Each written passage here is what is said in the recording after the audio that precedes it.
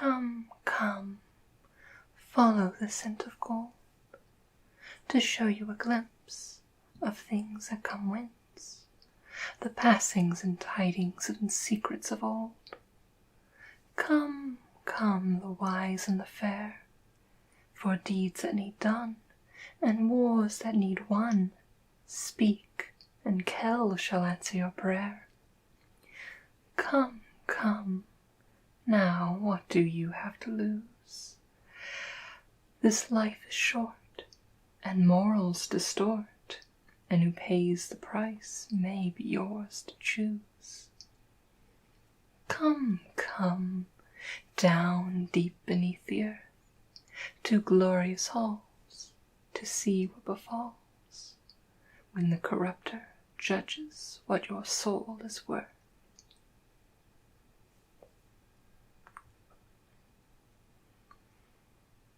Nay, I'm Lily, and today I'm going to be talking about something I've mentioned before, and I'm going to be talking more about my setting of the Elm Winds. I did a video of it previously. I will try to remember to put a link to that in the description, or wait, no, I can do the fancy thing up here about this time. If I remember, I might just forget. But yeah, so I'm going to be talking about it because I'm actually beginning to plan and put together a new campaign around it. A IRL campaign, which is good because I haven't had a good, solid IRL D&D group in like 2 years. Like lots of one-shots, but like no like consistent IRL group. It's mostly just been online, which is fine, but you do lose some things when you're doing it online that you just don't get in that person-to-person space. So I'm excited about that. So, yeah, so as a brief recap of what the Elm Winds setting's about is that oftentimes when I talk about like when you're designing worlds and settings is be able to summarize like what makes, like what is the defining characteristic of the setting in as brief as possible. And the Elm Winds is a world of slow apocalypse. Its whole base premise is that over the last 200 or so years, the world has been getting steadily colder. On the day before the summer solstice every year, a wind blows. The first year was referred to as the first wind. That just is a frigid blast of air through the entire time, which has slowly, entirely just resulted in slowly cooling and cooling and cooling temperatures. As well as that frigid gush does a number on any crops growing, and that's not, so the whole story takes place is focused on a region known as the Elm Coast. And it has been dealing with people having to move south. It is right on the border of what is essentially the only habitable land in like, well, it just, how to say it, they're right on the border of what is habitable. If like they go any further north, it is just simply too cold anymore. It's known as the Tearful Lands up north, where it's just dotted with empty towns and cities. An entire kingdom has collapsed, the Kingdom of Rivers. And with that has brought a somewhat of a refugee crisis with coming down here. And the Kingdom of Warren, where most of this takes place, has been kind of struggling to deal with the influx of people and kind of dealing with this. And while they're dealing with that and like dealing with the decreasing food supplies, increased like things and other problems going on, one thing that comes with winter temperature is a flourishing of sea life as winter upwelling happens more and more year round and further south. So the aquatic empires, notably on this side of the Eastern Ocean, which is actually to the west of Foreign. Fun fact. But the side of the Eastern Ocean, the Empire of, what is it called? I have a page up. I also have been putting together an actual, website codifying this campaign setting. If you're interested, I will put a link to that in the description. It's still very much under construction, but at this point, I'm, working on just putting in a lot of notes that I have for myself and kind of making it more usable for mostly my players in this campaign, but also for anyone else who is interested, if you're weird and want to know about that. What is the Aquatic Empire? The Empire of the Echoing Song, which is a sea elf empire, and they've, over the last few hundred years, had a bounty of growth and prosperity and expansionism. And more they've been starting to take the outlying islands, not under the protection of the more mainland kingdoms, and recently have been spotted and have been doing some faint skirmishes and whatnot with Foreign itself, and it increasingly is becoming a problem where ships being attacked and small fishing villages getting raided and stuff, and scouts being spotted off the shore of the major cities of Foreign, and kind of dealing with these issues. And yeah, that's the general kind of summary of what's going on in the world. But now talking about this campaign in particular, where this campaign takes place in, is the way I'm structuring this is that the worst part of D&D is the scheduling. Getting everyone to have a good time could all come in, because D&D by its nature and most groups want everyone there. It's not like a board game night where, hey, if Susan can't make it, it's not the end of the world, because it's alright. But for D&D, Susan can't make it, all of a sudden, Siandil, the elven mystic, just kind of fades into the background and is kind of awkward from narrative perspective.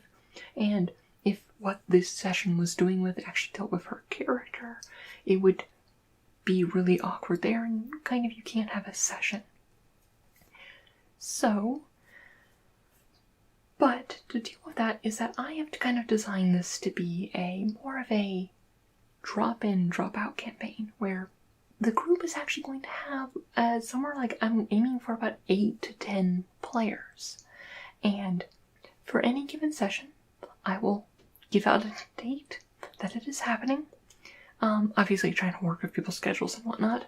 And if you can make it, great. If not, that's alright. It's very low commitment.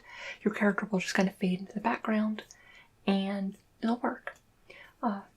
One thing though is that this doesn't work for all campaigns.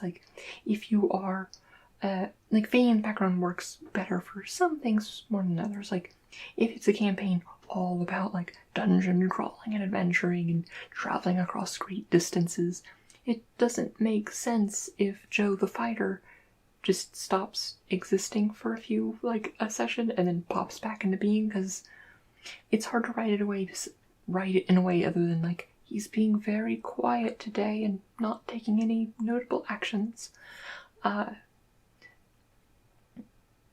So what this campaign is going to do is going to be very location centric. Apart from short excursions away from the key location, they're not going to be moving away. Most of the action will be taking in the same area. So when someone's not there for a session, they'll describe what their character is doing. They will literally be okay, they're off running a message over to the nearest town and picking up requisitions and things like that and bringing it back to us.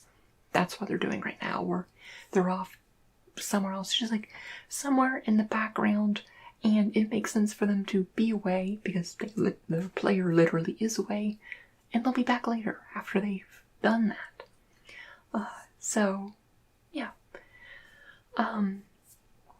So all the members of this are going to be part of the Kelganate Felyorn, which is known as the coalition of many others. The Kingdom of Daorn is mostly comprised of 4 major houses, and the king or queen, as it currently is elected from among those 4 houses. The Kelganate, though, isn't actually a house. It's actually 7 minor houses that kind of have banded together and organize and function as one of the greater houses. So they're not necessarily all part of the same house, but they're one of the 7 minor ones within the Kelganate. So each of the houses, the greater houses and the Kelganate, have dominion over one of the provinces of Daorn. Not Daorn, Vorin. Daorn is the capital province of Vorin, and Redhelm is the Kelganate's. It's a little sliver of a province. It's not particularly large, but it's a relatively nice and decent place to be. It is the capital of Gwalshold is a very cosmopolitan city, mostly just from the Kelganate being from all reaches of the Elm Coast and from elsewhere as well, bringing in all sorts of stories and customs, and overall it is very much a very cultural center. It is said that if you want the finest arms and armor smithed by the finest smiths, you can go up to the dwarven city of Feldamar. That's fine. If you want fine jewelry and silks and clothing, sure, go to the capital of the Jewel of Daorn. It's fine. You can get there, but if you want a good story, and if you want just to have the best laugh you've ever had and some of the most delicious food you've ever had, you go to Gwalshold. And this is also where the Kelganate kind of rules from. And it's where the story will begin, but they will not be there for long. Because the other major city of Redhelm is the city of Emmet, or Emmet. I haven't decided on a pronunciation. It's I-M-I-T. Emmet. But Emmet is right on the point of Redhelm, next to the sea. Gwalshold is in kind of like an inlet, little thrust. It's still coastal, but it's very much kind of sheltered. It's not so much. It's not like a primary port. But Emmet it's right on the sea. It is one of the first ports you come into if you're coming out from the west, or from either the outlying islands or a few of the continents further out there that the Elm Coast does trade with. You would come into Emmet before usually heading off to Jewel, the capital of Vorin. However, with the rise of the Sea Elf attacks, Emmet has changed. The crown has definitely been okay, Emmet is a very important location because if the Sea Elves do make a mainland attack, Emmet is gonna be one of the first places they do. So the large, bustling trading harbor is now just the harbor of the Royal Navy. All the taverns and inns that used to be filled with all the sailors and the merchants are now being renovated into essentially makeshift barracks and garrisons, and all the warehouses along the shore that had all the precious metals and other goods being shipped in and out of thing are now just filled with weapons and rations and other supplies. And just kind of the whole very tone of Emmet has just very suddenly changed over the last few years. But another part of this is that the Crown has been very stringent on the military supplies here are for the defense of Emmet, nowhere else. Not for the rest of Redhelm, not the surrounding territories. This is defending Emmet. Emmet is the new forward base and center of operations for the potential coming war. And in this, when it initially come out, Red Helm, like the Kalgonet's like forces were like, you know what, you're gonna set up here? Sure, here. We'll merge our own personal armies and navies with the royal one. We are operating in Red Helm. This is overall a good thing for us because, hey, yeah, I mean, like, sure, we're gonna get attacked either way, and if the entire like most of the army and navy is here, we're probably well off, but the crown is very intent and very strict on we're defending Emmett, not Red Helm. And now Red Helm is kind of defenseless because they're like, okay, can we pull back our troops and like ships and like protect our coastline? And just the queen is just like, let me think about that. No, that's I'm gonna go with no on that one, because honestly, Emmett is just, it's the buffer between where they would attack and the capital of Jewel. And like the councils there are just like, yes, I support the queen in this matter. I don't want the war to come to Jewel either. I live here. Meanwhile, the Kalgonet's like, well, this is unfortunate.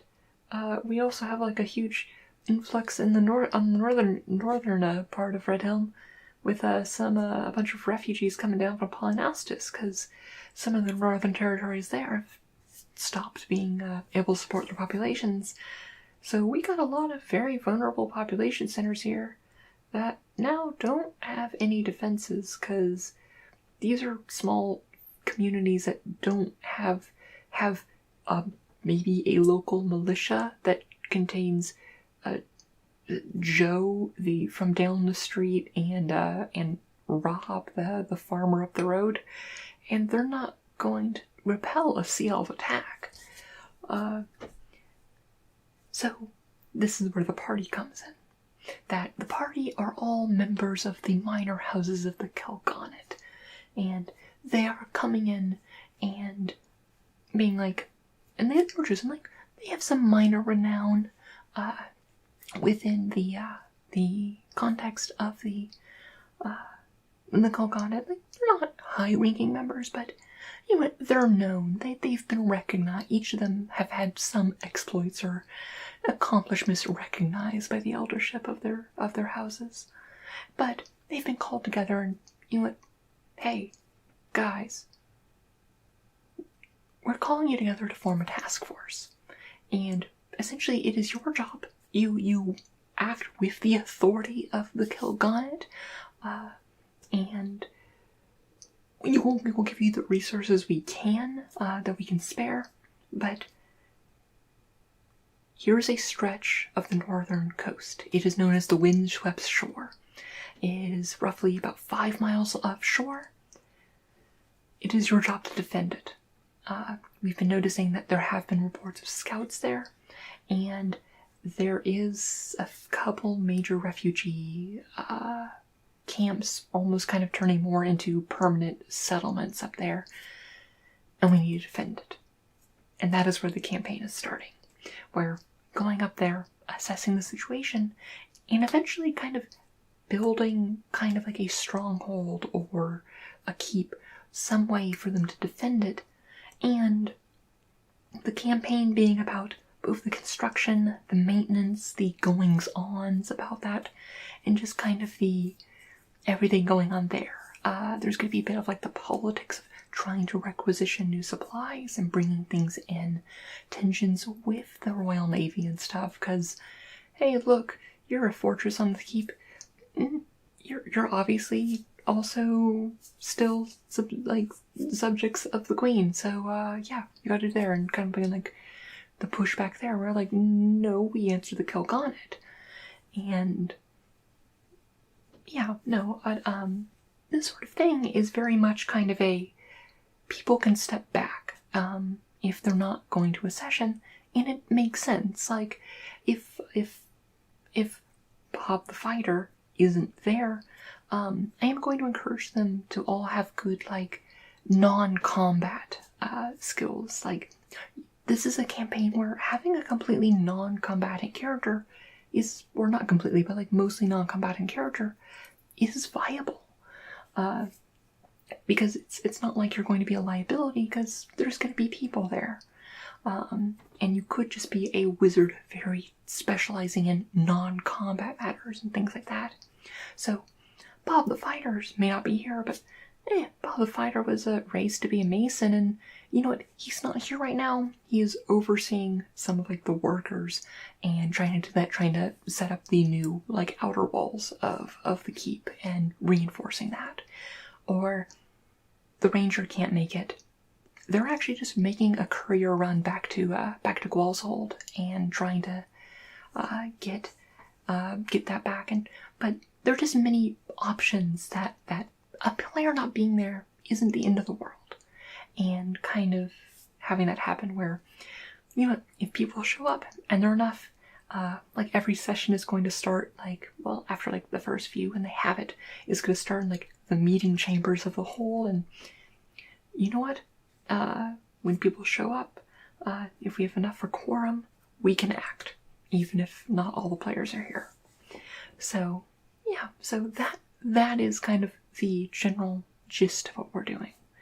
But yeah, no, I'm actually really excited about it. I think it has a lot of potential.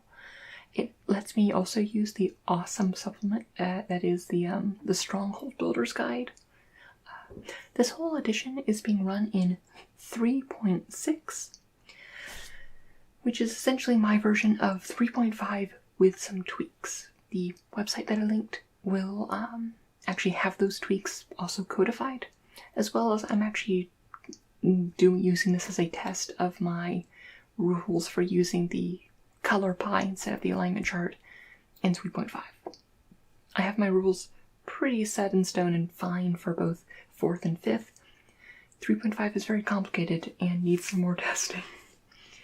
But yeah, so no, I'm like slowly trying to like clear up more information for all this. Like, I still gotta write all the houses that they can be in. I definitely am working on like adding a bunch more of like the sub-phase for the gods.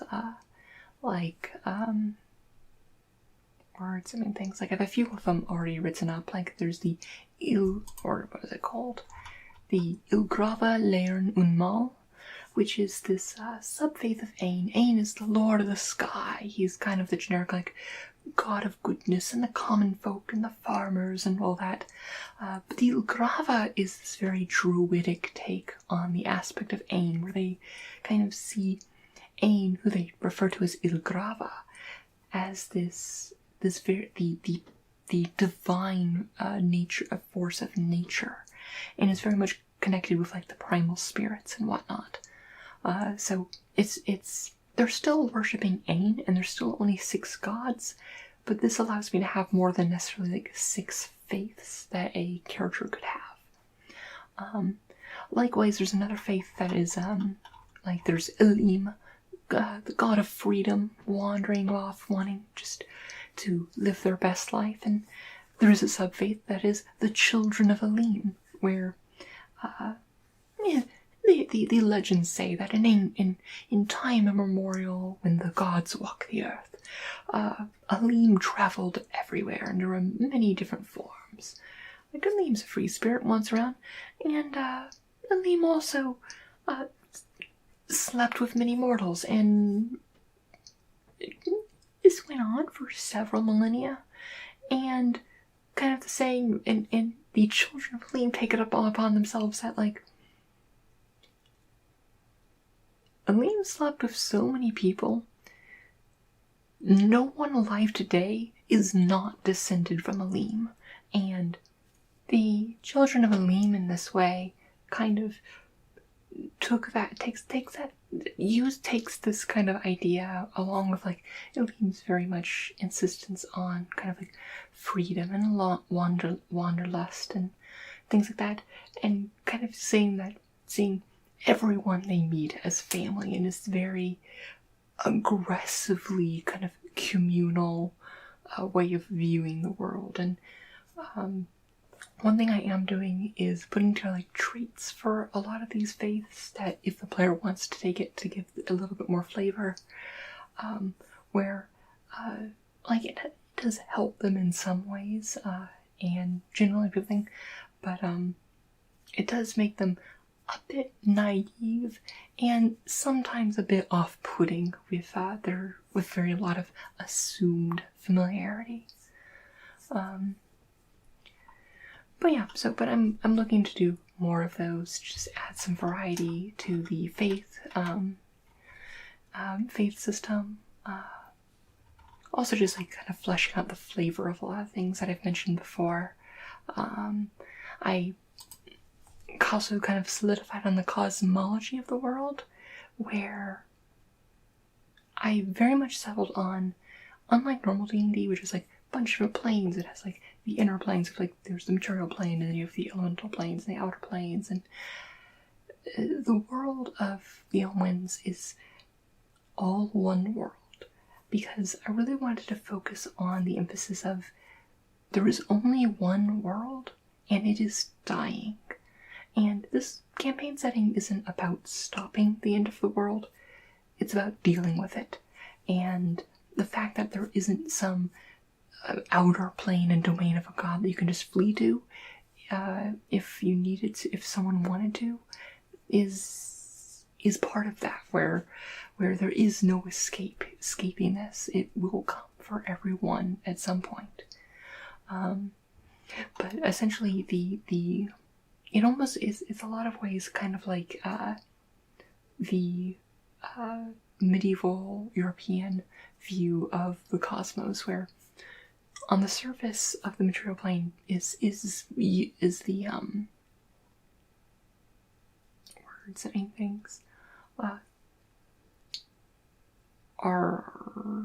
Talking is hard. Talking is really hard, especially this late at night. On the surface, this is where we live. It's all there, and that's kind of there. You also have the Underdark, but as you get darker, things get more sinister and whatnot, until finally you actually reach the core of the world, and that is the Underworld, and that is where the Dominion of Kel, and it's also kind of like what references the poem I did at the beginning, which doesn't really have to do with the campaign that I'm running, but I started the other one with the poem, so I started this one too. But all that, and as well as with the focus on like the sea life, in conjunction with the Underdark, there is also the abyssal depths, which is a real thing in real life, but it's this part where the depths of the ocean kind of mingle with the caverns of the Underdark, leading to these, I mean, sometimes it's hard to tell where just the crushing darkness of the ocean kind of merges into like these underground caverns and whatnot. But just kind of like this imagery of these places deep beneath the waves, and that's not really the focus of the campaign. This is a campaign very much focused on specifically the Elm Coast region, and it isn't really looking to leave the Elm Coast region. Although I do need to flesh out some of the rest of the world. I have like a general idea of the regions immediately surrounding the Elm Coast, but it doesn't honestly matter that much, besides kind of the lore reasons of like, who does foreign trade with, and things like that. But yeah, so that's, I don't know, that's kind of the campaign that I'm planning on and working on, and I'm really excited about it. I think it's gonna be really cool. It's a little bit experimental, but yeah, I'm excited to see how it turns out. Let me know what you think, and if you have, any comments about it. I know I've been trying to talk about like, ooh, engage me in the comments to increase my video relevancy lately, but I don't know. Do whatever. I don't care. Well, I hope you enjoyed this, and I hope you have a wonderful night, with wonderful dreams. And may our stories smile upon you.